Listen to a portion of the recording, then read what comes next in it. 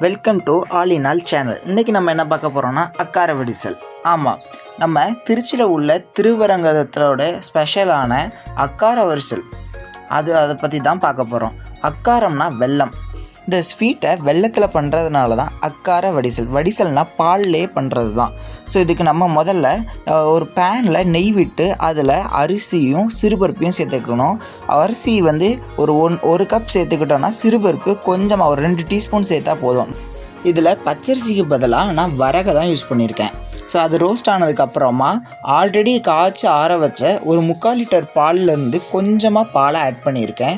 So பாலை கொஞ்சமாக, அதாவது சுண்ட ஊற்றினாலே போதும். முழுக்க இந்த வரகரிசியும் சிறுபருப்பும் பால்லே வேகணும். கிட்டத்தட்ட 1.25 மணி நேரம் இதில் வேக வைக்கிறேன். ஸோ வத்த பாலை ஆட் பண்ணிக்கிட்டே இருங்க.